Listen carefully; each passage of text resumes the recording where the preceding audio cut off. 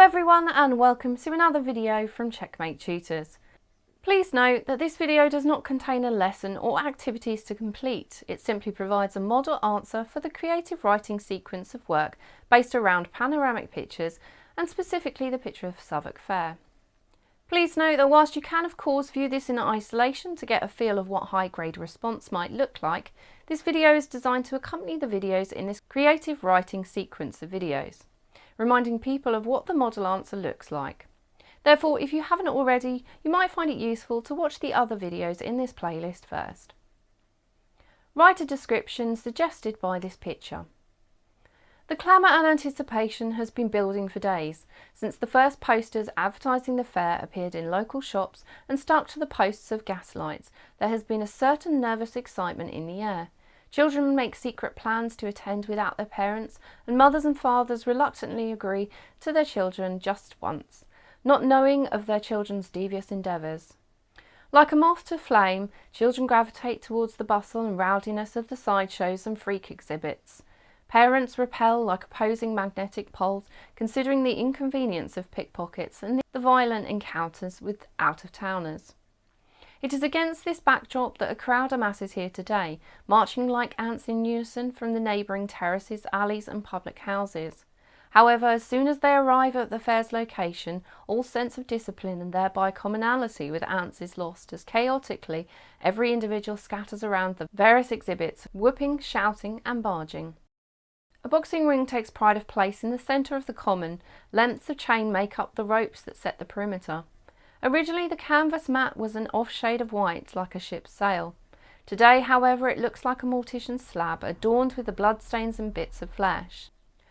Flies buzz around what they must think to be carrion, land amongst the human detritus and then move away quickly, obviously dissatisfied with this potential spot for egg laying.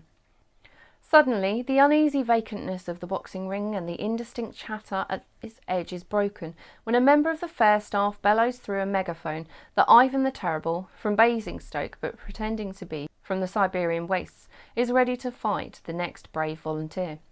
Who will be man enough, he goads. Who will seek victory against the Slavonic brute, he continues. Eventually, a rather large burly man pushes his way through the crowd, his confidence stilled by alcohol. Unfortunately, his stride is not, as he is clearly seen to stagger and stumble slightly as he moves closer to the perimeter of the ring. The crowd laugh in anticipation. They predict silently that he will be knocked down, but not before being made a fool of. He belches as he climbs the 3 steps to the canvas and struggles to negotiate the chains. The air is filled with the sour smell of whiskey and day-old sweat. The contender exudes contempt, the audience ill will. As the bell tolls signalling the prize fighter's demise, a loud creaking sound and the splitting of timber can be heard. The whole cast of a sideshow at curtain call tumble to the ground as the stage collapses under them. On a normal day, such a disaster would prompt the worried shouts of onlookers. Some passers-by would stop to pull those struggling to get out of the pile of timber and bodies. But today is fair day and nothing will stop the fairgoers' pursuit of fun and excitement. Sense and sensibility is dulled by alcohol. Many people continue distracted by the amusement they are enthralled with, or view the demise of the stage act to be an amusement in itself. It seems only young children who tug on their parents' coattails or dresses to alert them to the enormity of the situation are affected in any normal way. Watchmen try to make their way to the stage after several minutes has elapsed, yet their progress is hindered by the dense crowds and the brave pickpockets who think it's some sort of challenge or achievement to pick the pocket of a law enforcer and get away with it. One has his truncheon artfully relieved from its belt loop, and the other's wallet is emancipated from the confines of his overcoat pocket.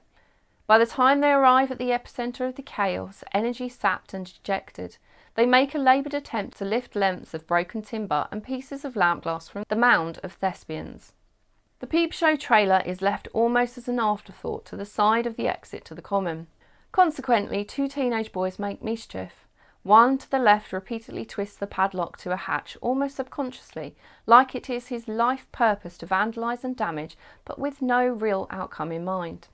His counterpart to the right is much more focused on his mission to get into the enclosure and begins twisting the steel bars on his opposing hatch, bending them out of shape before clambering in and laying next to the mermaid corpse.